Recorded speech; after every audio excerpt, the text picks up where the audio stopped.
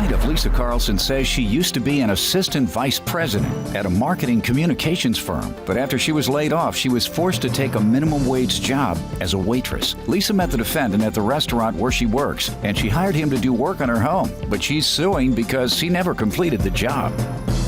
Defendant John Cooper says he had a troubled childhood and got caught up with the wrong crowd, and he eventually landed in federal prison for counterfeiting money. John insists he completed most of the work he was hired to do, but he's countersuing because Lisa never paid him in full for his services. Start with you. First of all, I'd like to tell you just a little bit about myself. I'm currently working as a waitress at a local restaurant. Prior to that, I was in marketing and communications for 20 years. Have held a title of assistant vice president. I have made a six-figure salary, and then I was laid off, unfortunately. So You say you're working where now? I'm working at a local restaurant in my neighborhood. About what percentage of your old salary? About half the amount you used to make, 20% of the amount? What? Oh, no, I'm making minimum wage. Oh, my goodness. And I work only a couple of days a week during the day, serving the lunch crowd. And the rest of the time I'm looking for employment, researching companies, doing some networking, just trying to get back into the field that I like to do. Sorry to hear that. So, and I've got two daughters. I want to set a good example for them. I've told them that, you know, it's not how much money you make. If you're able to work, you should work and do an honest job. Good. And so that's why I'm working at this restaurant. And that's actually where I met Mr. Cooper. Okay. Another employee had introduced us. Did you tell him like you told your daughters, or you must left the honest part out when you when you were telling him? Actually, or did you? He had done work for the owners of the restaurant on their home. Okay. And they said that they were satisfied with his work, so I got it off of a recommendation. So in May of 2008, a hailstorm went through my neighborhood. I went and looked at my house. I didn't think that there was any damage because I didn't really know what I was looking for, to be honest with you. When John was in our restaurant as a customer, we got to talking. He said, you know what, let me come over and take a look at your house. And he did, and there was substantial damage to my house. The hailstorm really did a number on it. I was awarded by my insurance company $27,000 in damages. And then everything was going well. I thought everything was done, and then I got my own little hailstorm with Mr. Cooper here when I found out that he had been in treatment for drugs and gambling. How did you find that out? That's incorrect, Your Honor. He told me that. Okay. I've never been in treatment for gambling. And you've never told her that? I never told her that. Okay. Oh, okay. It's a pretty big lie there. Someone's telling.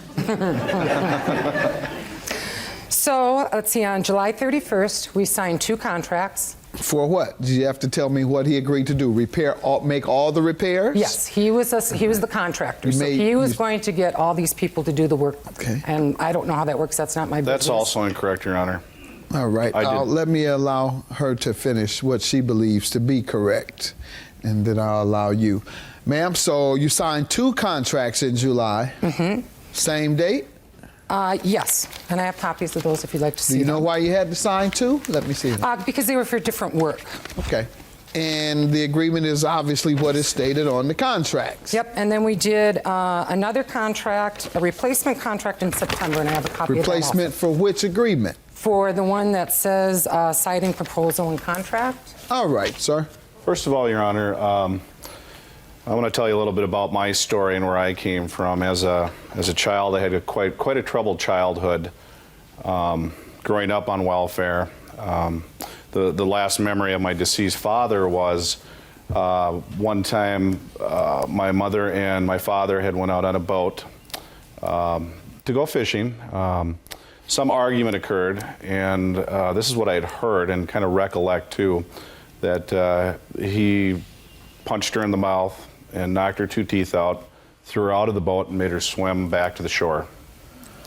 She survived, though. She did. Okay. She did. And then she, shortly after that, divorced, separated and divorced my father, which was probably a good thing. Yeah.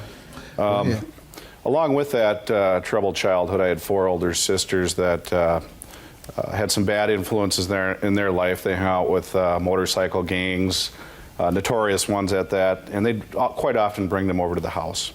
All of your sisters? 2 of my sisters. Okay.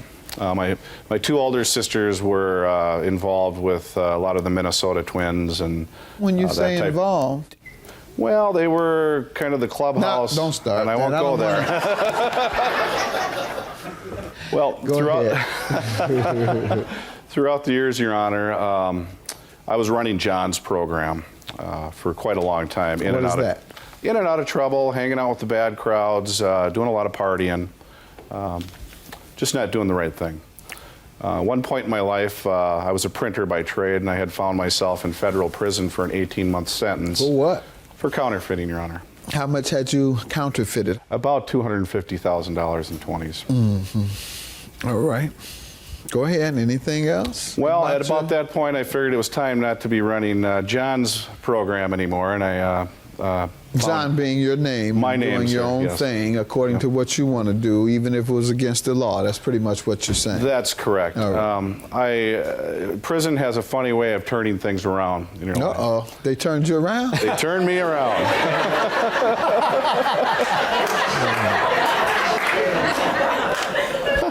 Go ahead. I'll finish what you're saying. You did change your life at what age? I did change my life at approximately 30 years old. All right, good. Okay. Good. I was involved back then with mentor programs and helping out Good. runaways, and I'm sure you can relate to that. Yep. Active in the church in my hometown. What denomination are you a member of? It's evangelical free. All right. And Church. what's the name of the church? Grove Church, In what city? Maple Grove, Minnesota. Okay, good. I always like to mention churches that are doing a good job, so I'm just giving them a plug. Thank Since you. they changed your life, and obviously they're doing a good job. You say they have mentorship programs and all They of that? do, and I'm also considering getting involved in Teen Challenge too. I think I can really make a good impact. That's a on drug rehab Christian program, isn't it? Correct. Teen Challenge? Yeah, Correct. familiar with that. All right, good guy, with the exception of beating this woman out her money. Now, you met her at the restaurant, as she says. That's about right. That's correct. And you came to look at her damage to her home. That's correct, Your Honor. From a hailstorm, and you all entered into these agreements. That's correct, Your Honor. Anything else you want to tell me on the backstory? Basically, these contracts that are in front of you really don't mean a heck of a lot in the insurance, let's say, I don't want to say game, but the insurance world. Because they come out, they give an estimate, they're going to pay what they're going to pay. If there's any job increases or labor increases, they do consider supplements. And I clearly explained that to her. I said, this may not be the dollar amount.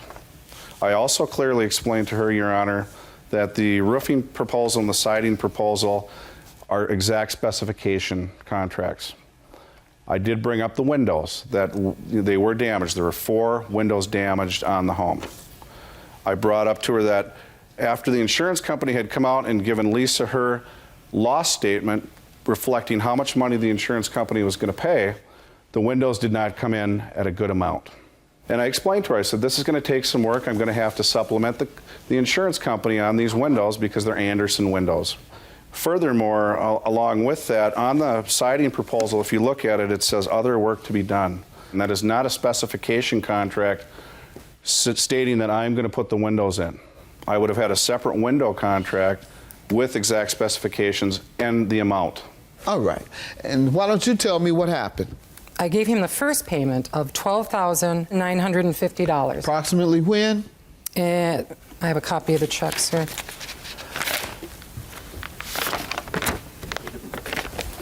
Oh, today. Did you receive that amount as a deposit or Yes, on Your the Honor. date in question? All right. Yep. What else you want me to know? Then in October, I gave him another check for $7,757. Let's see that. Yep. And later I found out that he did not deposit these into a corporate account, but he got cash for them. $7,757. Well, whether he deposited in a corporate account, the fact is he was entitled to the money. Mm-hmm. And right here, sir, I have got a receipt from him saying final payment, roofing, siding, gutters, windows, paint for insurance, all work paid in full. So And I've got that what right are you there. suing him for, though? I never got my windows installed. Okay. All the work had been done on my house. At the time, I thought satisfactorily. Nothing on the windows? Nothing on the windows. There's nothing on that last contract that says that I'm replacing any windows, Your Honor. Ma'am, I need to know what amount you attribute to windows. Well, the way that I pulled it together, if you look at that other document that I handed to you, the window supplement on the back page. $1,725 is the amount you attribute to the windows. And then if you look at the papers, these are from my insurance company. No. What did you determine the amount of the windows? Oh, total amount came to $4,103. And you came up with that number based on what? That additional supplement, and from the information from my insurance company that I was awarded the damages for. What is your understanding the amount of the windows cost, sir? The amount of the windows were the $1,725, and then there was also, on the original loss statement, there was an additional $1,250. What do you want to tell me about whether you completed the windows or not? I had full intentions on completing the windows as long as she paid what the insurance company had paid her, the full amount. No, all she owes is what she contracted to do. Did she pay that amount? Did she pay this amount? Yes. Yes, the she amount did. you put on the proposal. Did she pay you that? She actually paid me more. All right, so why don't you think you should have completed all the work? Well, I'll explain that, Your Honor. The reason I feel I should not pay her back is because the cost increases with the roofing that I did do, and also with the fascia, that was an over cost too. That plus the windows were supplemented to the insurance company and approved. Do you believe you should pay the overruns? No, Did you sign anything saying you would pay any overruns? No, and he said paid in full. I thought I was done sir, paying. all work paid in full. Did you sign something saying that? I did on the hope that she was going to pay me the insurance proceeds like everybody else does. Okay. Your That's the counterclaim legal, for honest thing. $1,879 for breach of contract. How does she owe you? How does she owe me? Yes, sir. With the work that I had completed and the supplement to the insurance company, like I said before, and this is the way that all contractors work these deals, these numbers do not mean anything.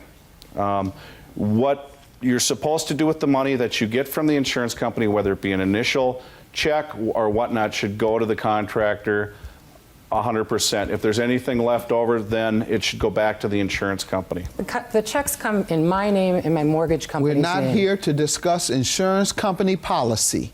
All we are here to discuss are two contracts. I will accept his admission that the window work was approximately $3,000. Therefore, I'll grant you, ma'am, $3,000. He admits to not having completed the window. She paid you in full. That means that your counterclaim is dismissed because you can't get money back if you admit she's paid you in full. Have a good day, folks. That's my judgment.